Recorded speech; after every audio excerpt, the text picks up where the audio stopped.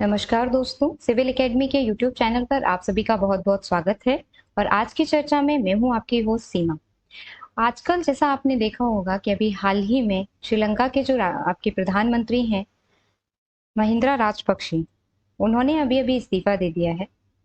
आइए जानते हैं कि ऐसा क्या कारण रहा और क्या कारण है जिसकी वजह से श्रीलंका में इतना आर्थिक संकट देखा जा रहा है और वहां के प्राइम मिनिस्टर को इस्तीफा देना पड़ा।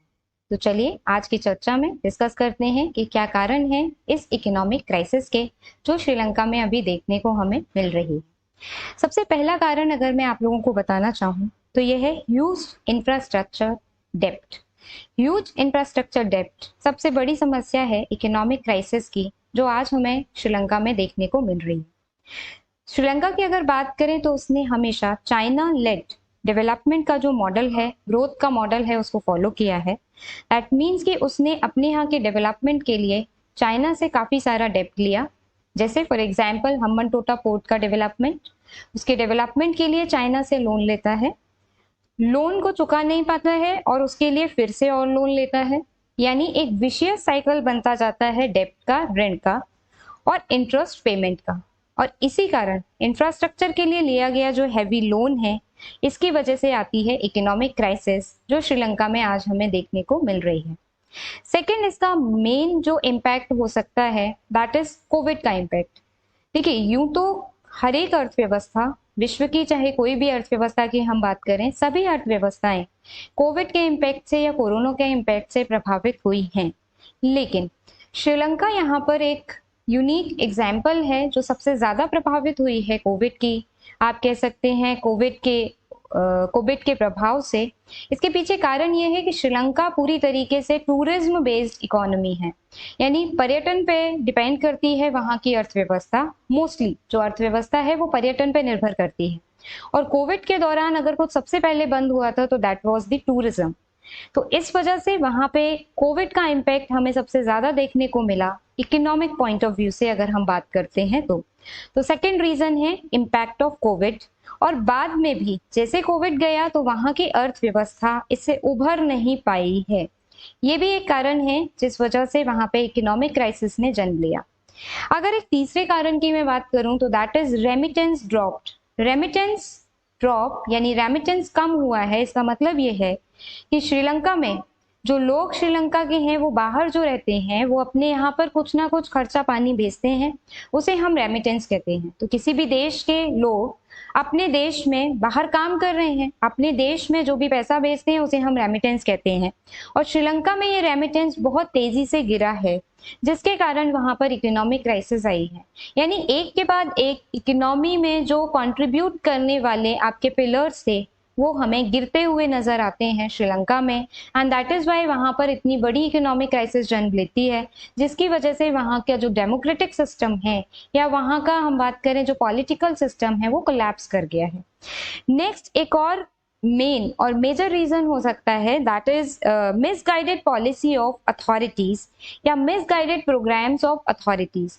यानी जो अगर श्रीलंका की सरकार की हम बात करते हैं तो उनकी कई सारी पॉलिसीज, जिसमें से एक यहाँ पे मैं आपको बताना चाहूंगी। श्रीलंका की सरकार ने ऐसा कहा, ये इम्प्लीमेंट किया कि 2021 से हम कंप्लीटली ऑर्गेनिक फार्मिंग की तरफ जाएंगे, यानी जैविक कृषि की तरफ जाएंगे पूरी तरीके से। जैसे ही एक बार में उन्होंने ऑर्गेनिक फार्मिंग को अडॉप्ट किया, उसका रिजल्ट ये हुआ कि ग्रेन का प्रोडक्शन सडनली कम हो गया। बिकॉज यस, ये तो है कि organic farming is very good, environment friendly है, बट आप सडनली पूरी तरीके से ऑर्गेनिक फार्मिंग को अगर अडॉप्ट करेंगे और जो आपकी ट्रेडिशनल फार्मिंग है उसको रिप्लेस कर देंगे पूरी तरीके से ऑर्गेनिक फार्मिंग से, तो सडनली हमें एक डिक्रीज देखने को मिलता है गेन के प्रोडक्शन में, ग्रेन यानी अनाज के प्रोडक्शन में। जैसे ही ये प्रोडक्शन कम होता है तो हमारा dependence for the food security दूसरे देशों पर हो जाता है। This will result in the import of the food grain. हमें क्या करना होगा, हमें अपने खाने के सामान का या श्रीलंका को अपने खाने के सामान के लिए इंपोर्ट करना पड़ा, आयात करना पड़ा। जब आप आयात करेंगे तो आपका उधार फिर बढ़ेगा। उधार को पूरा करने के लिए आप और उधार लेते हैं, और यही काम किया गया श्रीलंका के द्वारा। तो जो उसका बैलेंस ऑफ पेमेंट का क्राइसिस था, यानी उसका फॉरेन रिजर्व जो था वो कम होता चला गया धीरे धीरे, और उसकी भुगतान संतुलन की जो स्थिति थी वो बहुत और बुरी होती चली गई, जिसने सडनली या जिसने अल्टीमेटली आप कह सकते हैं इकोनॉमिक इमरजेंसी को जन्म दिया। एनदर रीजन की अगर मैं बात करूं तो जैसा मैंने आपको बताया कि श्रीलंका की economy is your tourism based economy.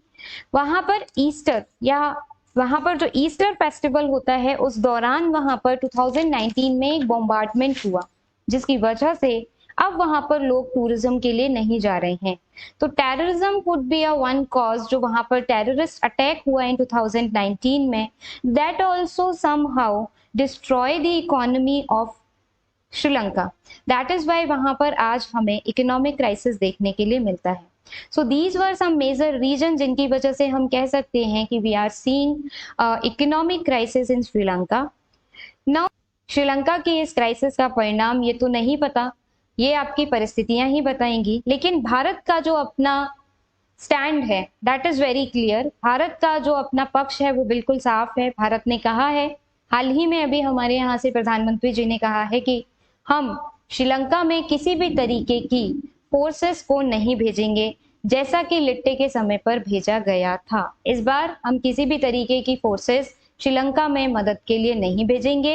यानी भारत ने अपना स्टैंड क्लियर कर दिया है कि ही विल नॉट, या भारत जो है वो इंटरफेयर नहीं करेगा वहां की सोवरेनिटी में या वहां के इस इकोनॉमिक क्राइसिस में। हाँ, हम बीइंग अ नेबरिंग नेशन, एक पड़ोसी देश होने के नाते जो भी वेलफेयर के लिए उनके काम कर सकेंगे, जैसे अनाज पहुंचाना, जैसे कि और जो जरूरी रिक्वायरमेंट की चीजें हैं उनको पहुंचाना, ये सारे काम किए जा सकते हैं भारत सरकार के द्वारा। लेकिन भारत सरकार किसी भी तरीके की सेना वहां के टर्मोइल को रोकने के लिए, वहां के प्रोटेस्ट को रोकने के लिए भारत से नहीं भेजेगी। ठीक, that's all from my side. आज की चर्चा में बस इतना ही रखती हूँ। Thank you so much. बने रहें सिविल एकेडमी के यूट्यूब चैनल के साथ ऐसी ही नई और ज्ञानवर्धक बातों के लिए। Thank you all of you.